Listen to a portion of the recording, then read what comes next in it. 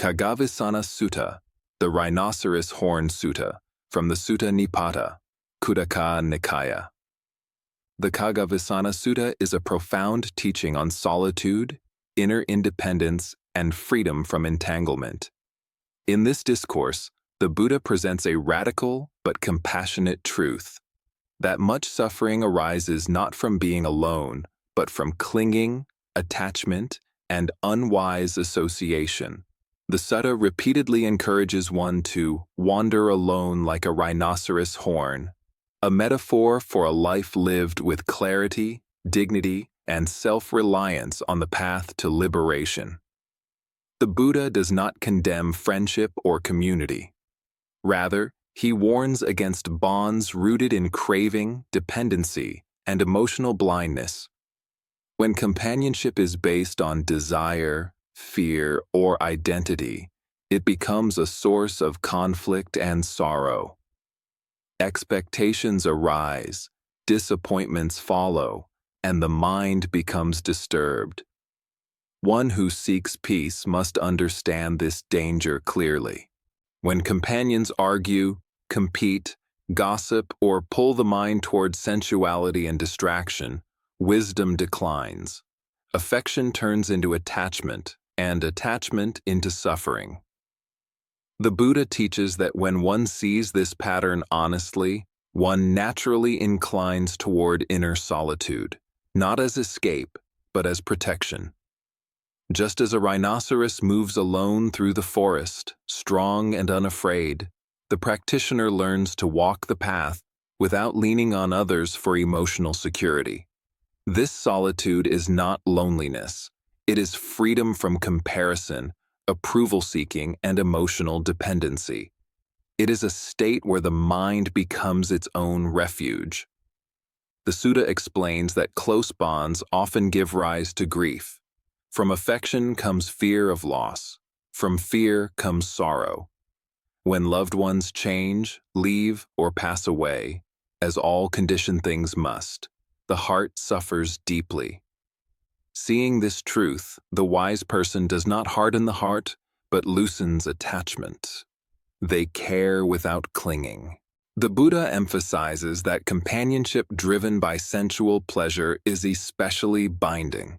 Desire entangles the mind like vines wrapping around a tree. When pleasure fades, dissatisfaction follows. When it is obstructed, anger arises. Seeing the instability of sensual bonds, the practitioner chooses restraint and clarity. This teaching is especially relevant in the modern world, where constant connection does not equal peace. Social media, constant messaging, and emotional oversharing can fragment the mind. The Khaggavisāṇa Sutta reminds us that inner stillness is not found through noise, validation, or crowds, but through simplicity and mindful restraint. The sutta also cautions against pride in independence.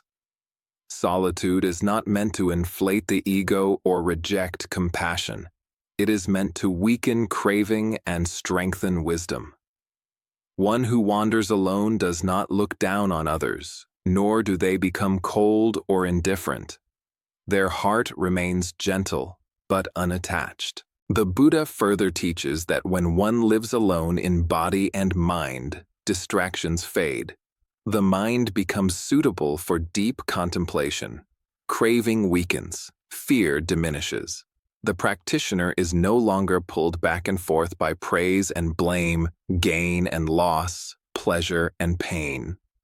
This solitary path leads naturally toward insight. Free from entanglements, one sees impermanence clearly. One sees how all conditioned relationships arise and pass away. One no longer builds identity around roles, labels, or emotional dependence. This is a powerful step toward liberation. The refrain of the sutta, "Wander alone like a rhinoceros horn," is not a command to abandon the world, but an invitation to abandon bondage. Whether living among others or in physical solitude, the teaching ultimately points to mental solitude. a mind not owned by craving, not shaken by loss, not enslaved by fear. The one who understands this teaching lives lightly. They are content with little. They do not chase excitement or flee silence. They are capable of companionship when it is wholesome and capable of solitude when it is wise.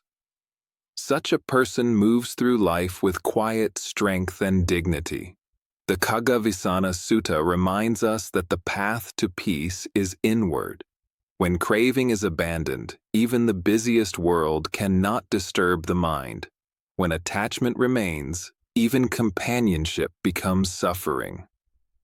Therefore, the Buddha invites us to walk carefully, wisely, and independently, like the rhinoceros horn, singular, steady, and free.